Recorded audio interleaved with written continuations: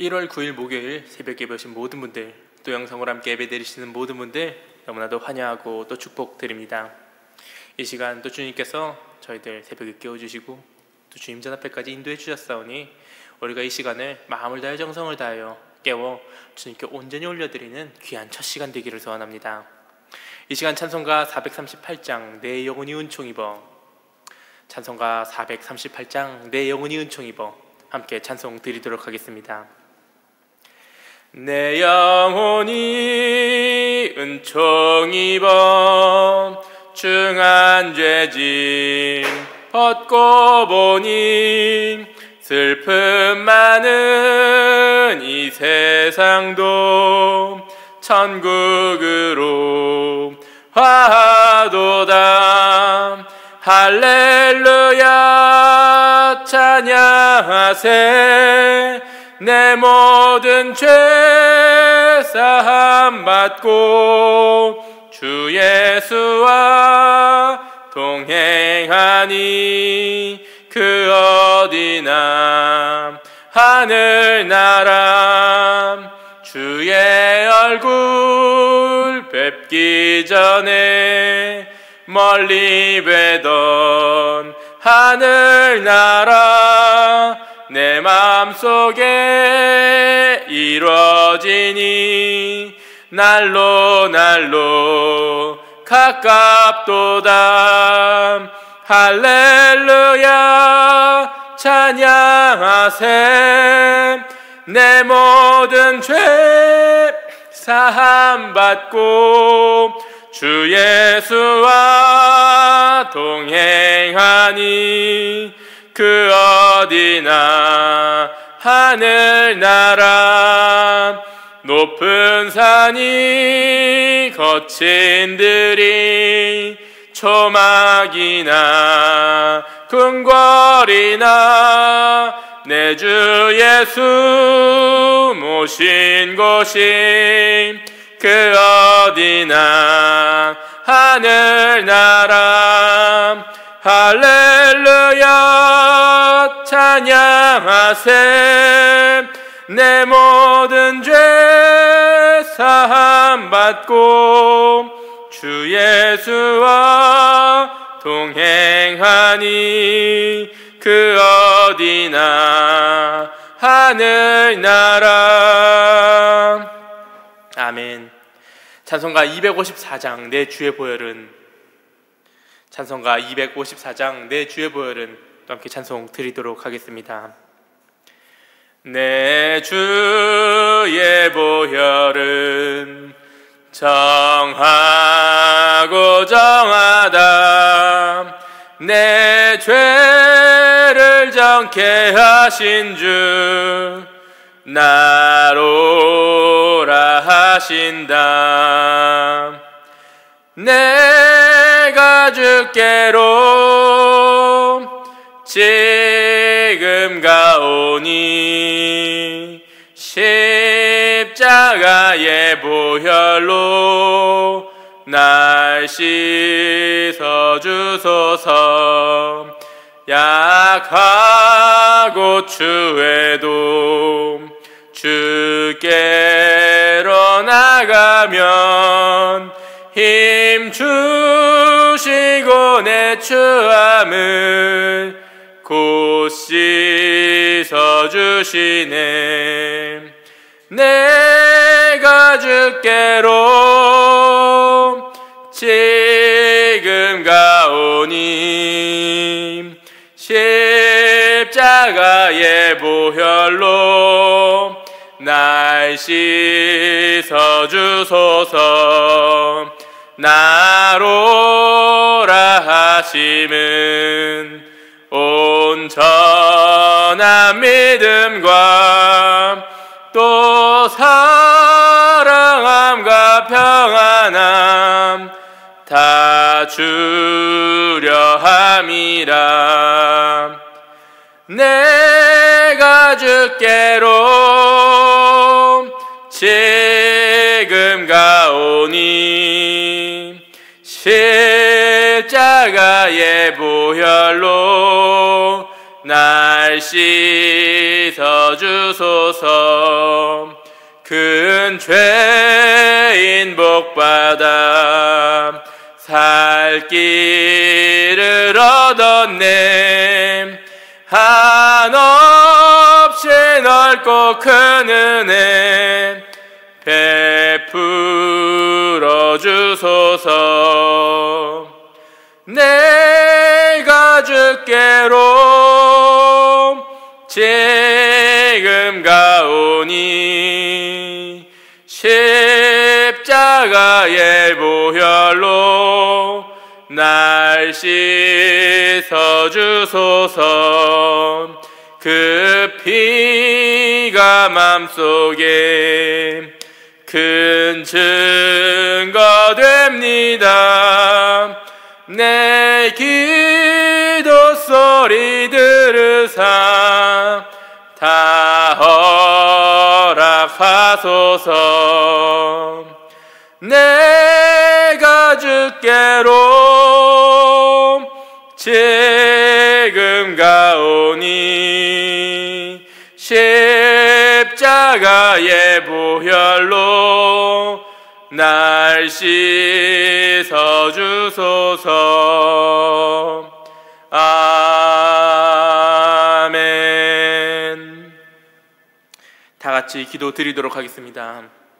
사랑과 은혜가 크신 주님, 오늘 주님의 그 크신 사랑하심 속에 또 2024년 마무리하고 2025년에도 또 하나님 아버지 인도해 주심에 따라 우리가 또 주님 전 앞에 모여 또 예배 드릴 수 있도록 많은 것 허락해 주님 너무나도 감사드립니다.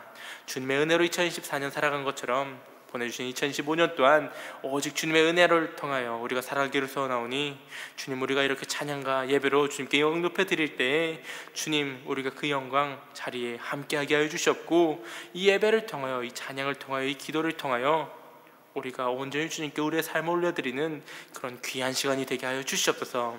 주님, 우리 이 시간 또 우리의 연약함을 우리 입술로 고백하기를 소원합니다. 이 세상 살아가는 동안에 하나님 아버지, 다가온 2015년 안에서도 우리가 세상 유혹, 세상 풍파, 세상 위협을 얼마나 많이 겪게 될지 한편으로는 두려운 마음이 있지만, 주님께서 도와주실 때, 주님 붙잡고 있을 때 우리가 그 어떤 어려움 속에서도 넘어지고 쓰러지는 것이 아니라 오히려 주님 말씀에 힘입어 그 모든 것 이겨낼 줄로 믿사오니 우리 마음 연약해지지 않도록 주님 강하고 담대한 마음 주시옵고, 우리의 믿음이 더욱 굳세어져서 세상을 이기는 마음이 되게 하여 주시옵소서. 또한 하나님 아버지, 이 시간 우리가 가진 모든 걱정, 근심, 염려, 그 모든 것들 주님 앞에 내려놓기를 원합니다.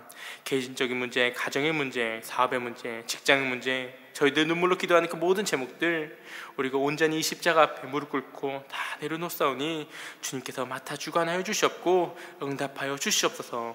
우리가 그 기도 제목을 통하여 하나님 영광을 바라보는 복의 통로가 되는 역사 있게 하여 주시옵소서. 오늘 이 시간이 예배의 시간이요, 또 우리가 우리의 삶의 터전으로, 각자의 그 삶의 터전으로 이 발길 향할 때 주님 함께 해주셨고, 우리가 어느 곳에 있든지 무엇을 하든지 그리스도의 향기를 드러내어 한 영혼 구원하는 사역에 그 역사에 동참하는 하루 될 수 있도록, 우리의 인생 될 수 있도록 주님 함께 하여 주시옵소서. 이 모든 기도 살아계신 주 예수 그리스도의 이름으로 기도드리옵나이다. 아멘. 봉독하실 성경 말씀, 신약성경 마태복음 1장 1절 말씀과 16절과 17절 말씀입니다.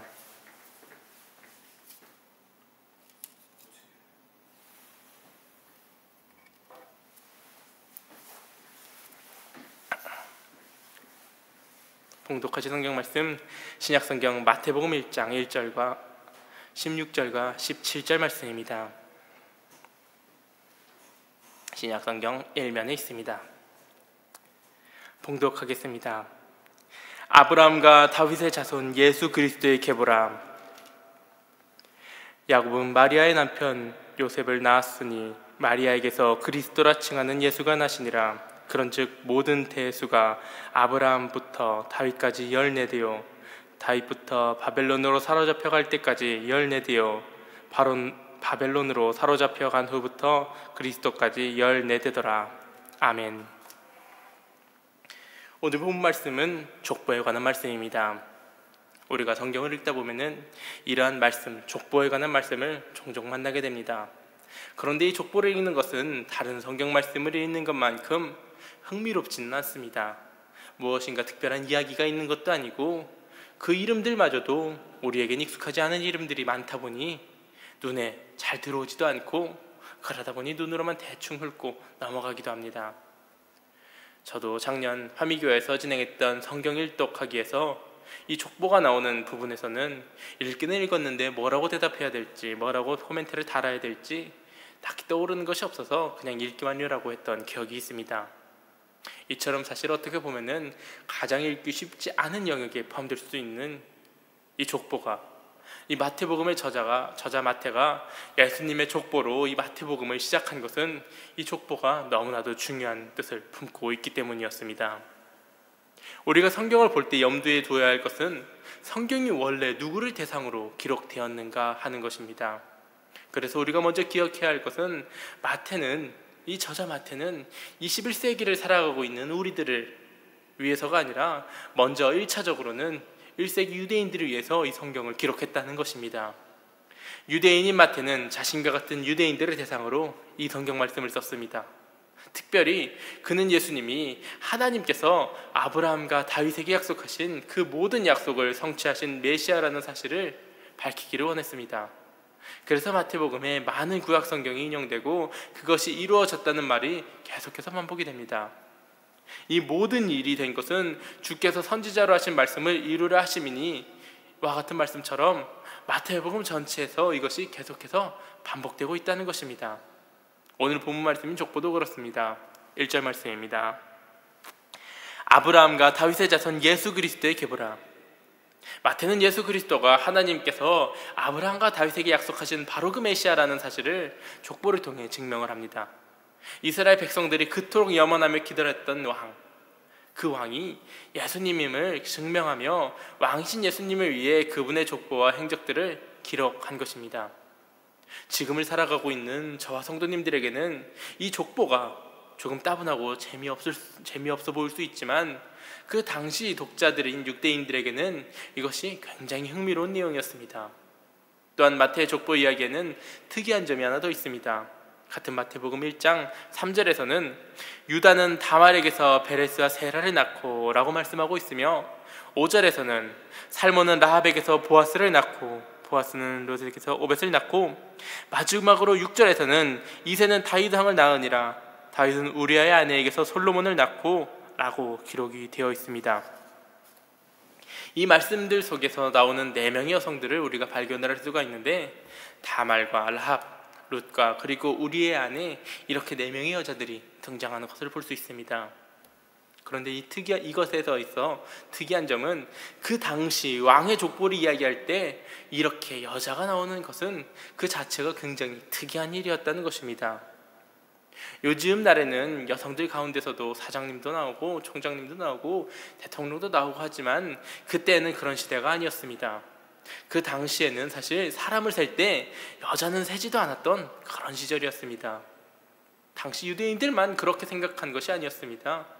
철학자였던 아리스토텔레스는 여자들에게도 영혼이 있는가에 대해서 의문을 가지며 심각하게 고민을 했었다고도 합니다.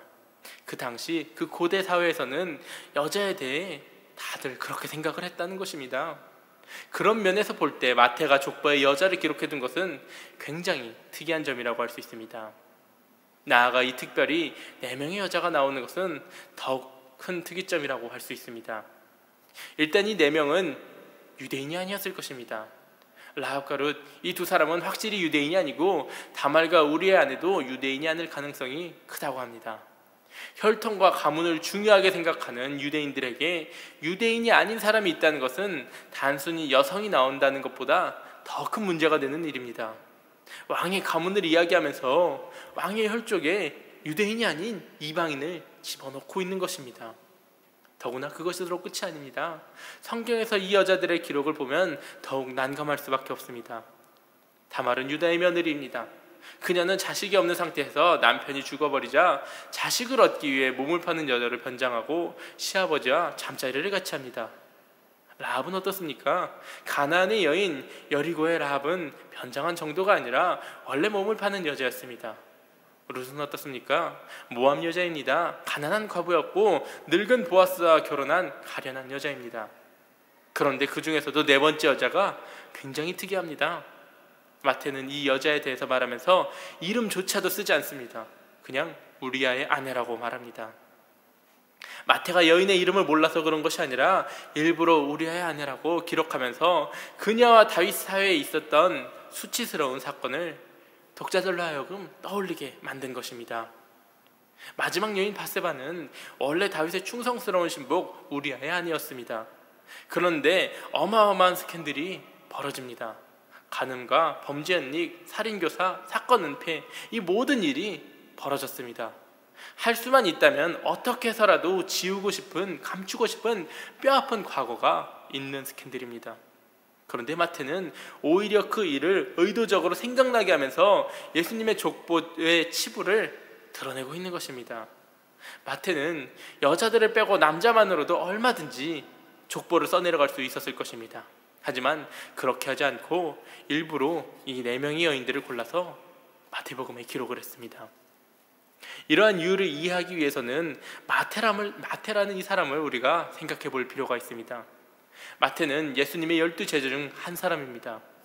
예수님의 공생의 기간 3년 동안 예수님을 따라다니면서 함께 생활을 했었던 사람입니다. 예수님을 만나면서 그의 인생이 완전히 180도 바뀌어버린 것입니다. 사실 이 마태라는 사람은 예수님을 만나기 전에 과거가 좀 있는 사람입니다.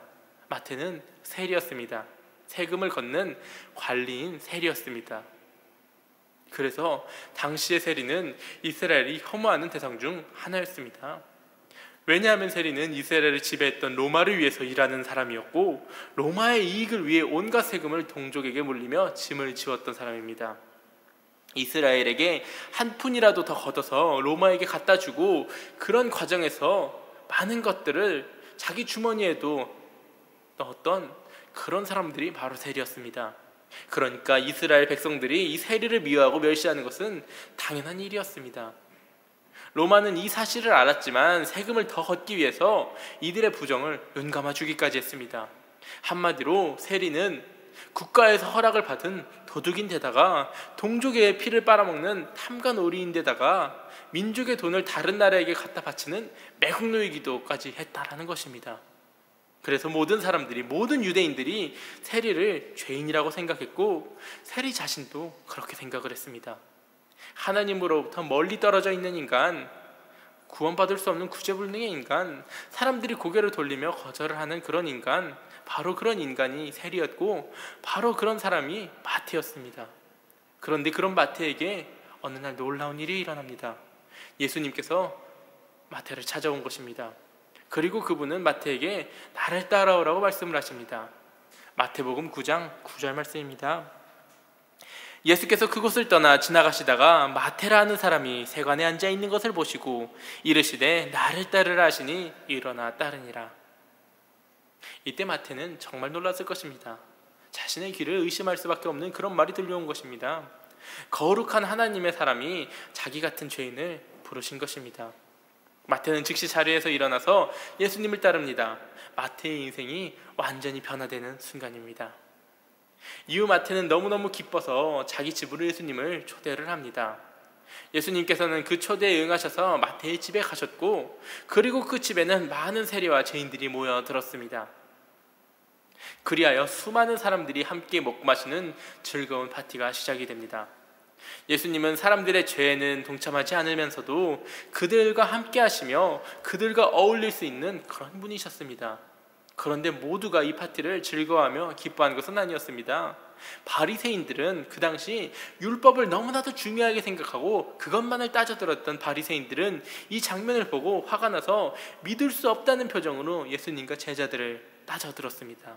이어 11절 말씀입니다. 어찌하여 너희 선생은 세리와 죄인들과 함께 잡수시냐? 아마 목에 핏대를 올리면서 이 바리새인들은 예수님에게 따졌을 것입니다. 제자들에게 그렇게 따졌을 것입니다. 매우 긴장되는 순간입니다. 그때 예수님은 바리새인들에게 이렇게 말씀을 하십니다. 건강한 자에게는 의사가 쓸데없고 병든 자에게라야 쓸데가 있느니라. 너희는 가서 내가 긍휼을 원하고 제사를 원하지 아니하노라 하신 뜻이 무엇인지 배우라. 나는 의인을 부르러 온 것이 아니요 죄인을 부르러 왔노라. 마태는 예수님의 이 말을 듣고 화내지 않았습니다. 마태는 왜냐하면 자기 스스로가 하는 행동이 죄인이라고, 그것이 죄라고 생각하고 있었기 때문입니다. 그런데 아마도 바리새인들은 이 말씀을 듣고 무지무지 화가 났을 것입니다. 왜냐하면 그들은 자신이 의인이라고 생각하고 있는 사람들이었기 때문입니다. 바리새인들은 스스로 영적으로 건강하다고 생각을 했고 하나님께 무언가 내세울 수 있는 자라고, 그런 특별한 사람들이라고 생각했습니다. 그런데 예수님께서 말씀을 하십니다. 나는 죄인을 부르러 온 사람이다. 마태는 왜 예수님이 자기 같은 사람에게 나를 따르라 라고 말씀하셨는지 지금 깨닫게 됩니다. 그리고 그로부터 3년 동안 마태는 예수님과 함께 다니며 예수님께서 죄인을 불러 빨리 회개케 하는 그런 분이시라는 것을, 그 사명을 가지고 오신 분이라는 것을 보게 된 것입니다. 예수님은 자기 나름대로 의롭게 살 수 있다고 생각하는 사람들을 위해서 오신 것이 아니었습니다. 예수님께서는 스스로 나는 괜찮아, 나 좀 괜찮은 사람이야, 이 부분 드러낼 수 있어, 나 이 부분 정말 멋진 부분이 있어 라고 내세울 것이 있는 그런 사람들을 찾기 위해서 이 땅에 오신 것이 아니었다라는 것입니다. 반대로 예수님께서는 스스로를 도울 수 없는 사람들, 스스로 하나님으로부터 멀리 떨어져 있다고 생각하는 그런 사람들, 그런 죄인들을 구하기 위해서 이 땅에 오셨다는 것입니다. 그것이 예수님께서 이 땅에 오신 목적이었습니다. 나는 의인을 부르러 온 것이 아니라 죄인을 부르러 왔다. 나는 죄인을 위해 왔노라. 그렇게 말씀하셨다는 것입니다. 이러한 사실을 우리가 알고 나면은 마태가 왜 예수님의 족보에 이렇게 문제점이 많은 사람들을 집어넣었는지 깨닫게 됩니다. 그리고 그 사실이야말로 마태가 지금 오늘 본문 말씀 예수님의 족보를 통해 강조하고 싶은 핵심이 됩니다.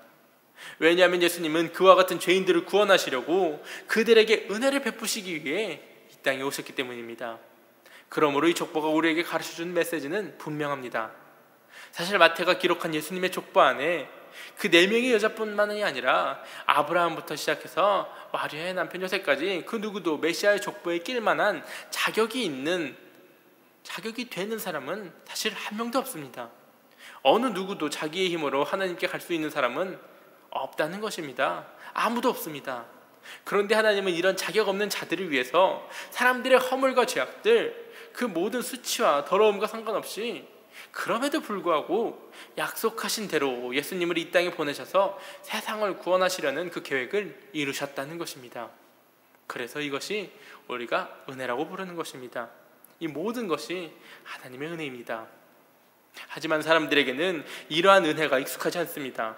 그래서 여전히 자신이 무엇인가를 해야 한다고, 내가 이렇게 해야지 구원을 받아, 내가 이만큼 해야지 죄 용서를 받아, 그렇게 생각을 합니다. 자기가 한 어떤 일이 자신을 하나님께 받아들여질 만하게 만든다고, 내가 이렇게 긍휼이 있는 행동을 했으니까, 사랑이 있어 보이는 행동을 했으니까, 그러니까 나 하나님께 인정받아라고 생각을 한다는 것입니다. 내가 무엇인가를 해야지 하나님 앞에 가까이 갈 수 있다고 생각을 한다는 것입니다. 내가 뭔가를 내세워야지 그것 때문에 내가 구원을 받게 된다고 생각을 한다는 것입니다. 나의 노력으로, 나의 공로로, 그것들로 내가 천국에 갈 수 있다고 착각을 한다는 것입니다. 그래서 구원에 대해 질문을 하면 어떤 사람은 그것에 대해서 나는 모태신앙이라고 그렇게 말을 한다고 합니다. 어떤 사람은 주일 예배를 절대 빠지지 않는다고 하며 교회 봉사도 열심히 한다고 그렇게 말합니다. 10수년을 꾸준하게 교회를 다녔다고 신앙의 연소를 내세우기도 합니다. 또 어떤 사람은 술이나 담배를 안 하고 비교적 깨끗하게 산다고 그렇게 이야기합니다.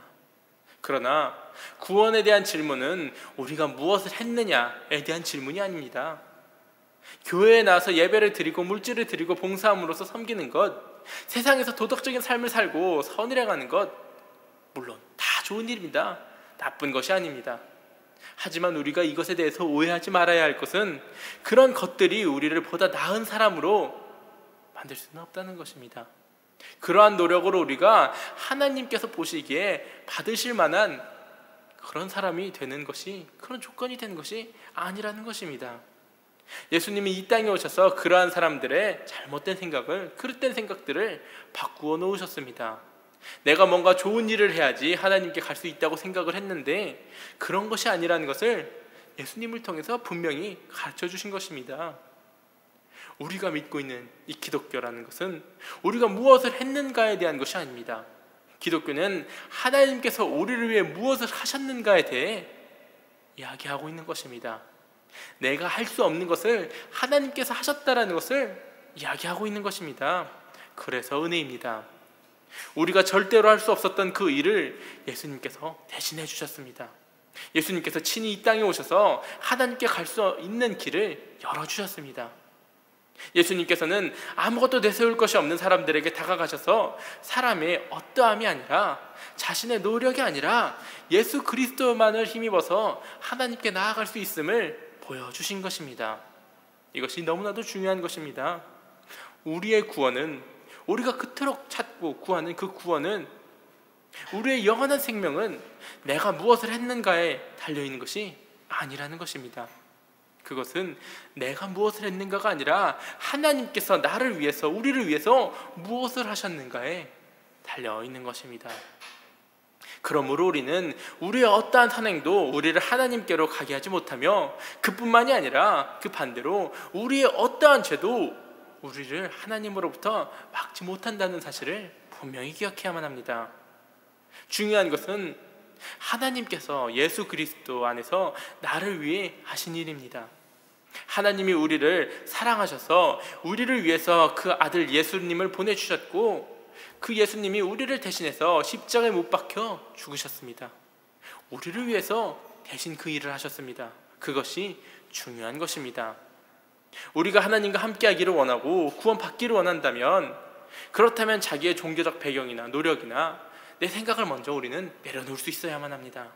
그리고 내가 병들었음을, 내가 죄인이라는 그 사실을 인정하고 겸손히 예수님의 십자가의 은혜에 의지해야만 하는 것입니다. 그럴 때 우리는 하나님의 사랑 안에서 안심할 수 있습니다. 내 행위에 달려있는 것이 아니기 때문에 그 사랑 안에서 우리는 안심할 수 있는 것입니다. 그래서 우리는 조건이 없는, 변치 않는 하나님의 사랑을 찬양하고 감사하는 것입니다. 그것이 너무나도 고마워서 주님을 섬기고 주님을 위해서 살아가는 것입니다. 그래서 우리는 그 사랑을 확신하면서 이 모든 일에 대해 우리를 사랑하시는 이로 말미암아 넉넉히 이긴다고, 승리한다고 선포할 수 있는 것입니다. 내가 누구이든지 간에 나와 함께 해주시고 나를 위해 주시는 예수 그리스도 안에서, 그 은혜 안에서 승리하는 하루, 승리하는 삶을 살아가는 저와 성도님들 될 수 있기를 소원합니다. 내가 하는 것이 아니라 주님께서 우리를 위해 주셨음을 인정하고 고백하고 주님 안에서 살아가는 저와 성도님들, 우리 모두가 될 수 있기를 다시 한번 주님의 이름으로 축복합니다. 주기도문으로 예배 마치도록 하겠습니다. 하늘에 계신 우리 아버지여, 이름이 거룩히 여김을 받으시오며 나라가 임하시오며 뜻이 하늘에서 이루어진 것 같이 땅에서도 이루어지이다.